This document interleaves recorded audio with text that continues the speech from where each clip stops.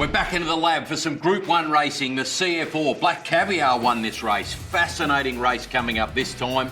Group 1 status, track conditions, all important. The 1400 metres can be tricky at Caulfield. We've had Glenn Boss, our own Bossy, walk the track. Here's his thoughts. The 1400 metre start. This is the most difficult start at Caulfield. You've only got about 200 metres before you start turning, and you've got a rise of about 6 metres. Inside to middle draws are absolutely crucial from this start. How good is it to have Bossy in the lab? You only get that in the Ladbrokes Lab. And to those barrier draws, well, probably not crucial for these out wide. Inspirational Girl on Thunderstruck, they're get-back run on horses, so they'll just naturally slot back in the field. Yeah, I'm interested in Behemoth, though, on the back of what Bossy said. That first 200 is going to be crucial to where Jamie Carr can land. Not so much for Cinnamon.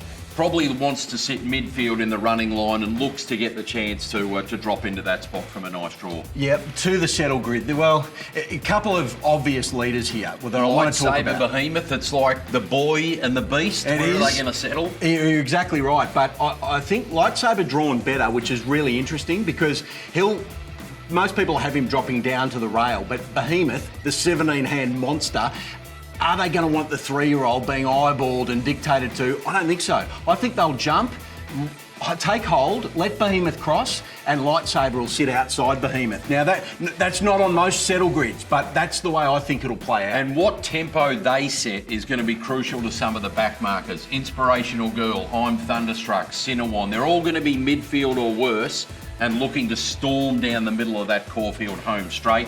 Let's have a look at the betting and see where the money's going, Mitho, because absolutely. There has been a lot of support for the favourite Cinnamon.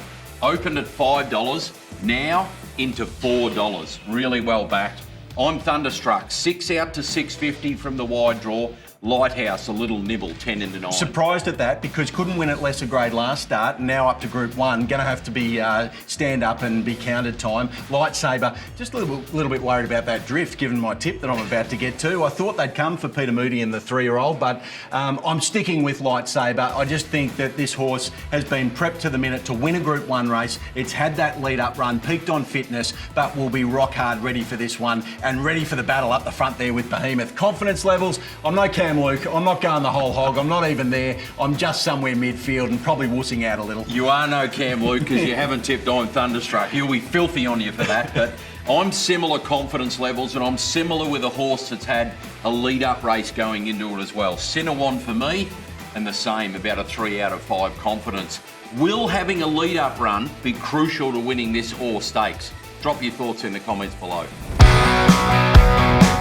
Now on to the Apollo Stakes. Group 2, but Group 1 in nature. No doubt, 1400 metres. It's as good a race as the Orr Stakes, so we've got double the trouble this week to try and find these winners. The 1400, sweeping bend, you're okay there. I think the interesting part about all this is the soft 6. Bit of rain around in Sydney, so you'll get your toe in. 5 metres the rail out, so just look for a pattern early. If it's favouring horses on speed, bear that in mind when you're having a bet here. Yeah, let's have a look at the barrier draws because a bit of the speed is drawn out wide, Mitho. Yeah, it is a little bit tricky. You've got I'm Superman, it's got speed. How much speed? We'll find out. Riadini, I'll get to the settle grid and explain more. I reckon it's the key horse in this. Couple of the big guns. Very Elegant draws 1, Maximal in 2 next door. Then you got Colette in 4, and even Colding, who will probably want to go forward from barrier 5. No doubt about that, and might just get the sweet run to the settle grid. And you've got them all over the shop here. I have, because the speed is tricky, and there's one horse, as I mentioned, Riadini, that holds the key. Rachel King,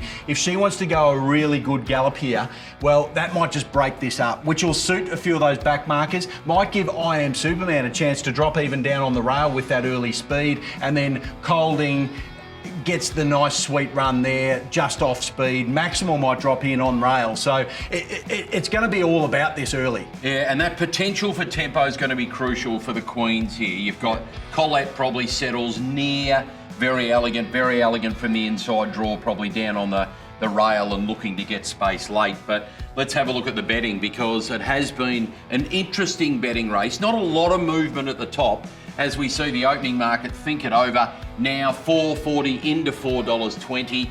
Very Elegant, $5. Yeah, well, and that's, people would be saying, well, she's the superstar of the turf, but she's only won once first up in her career. So everyone's just wanting to see her come back and have a nice run, and you can see her just running into a nice second or third. Colette, 9 into $7.50, and Maximal, the opposite, $8.50 out to $9.50. Well, I've got to declare a bit of a pecuniary interest in Maximal. We do part own Maximal with Juddmonte Farms. We just want the inside knowledge. The three-quarter brother to Frankel, he's still a colt, and we're hoping to make him a stallion at some stage. He's done nicely in his build up to this. It's certainly not his grand final like it is for most of these horses, but I think he's going well enough, and John O'Shea's telling me he's going well enough to run a bottler here. I'm not here. I think I'm going to be wussing out at mid-range again. Look, if it gives you any boost at all, he's going to be one of my 2 win bets in the race, Maximal. And I'm going to have something on Colette as well, but like you, confidence just sets at a 3 out of 5 for me. What about Very Elegant? The Melbourne Cup winner's back. Can she win first up? Drop it in the comments below.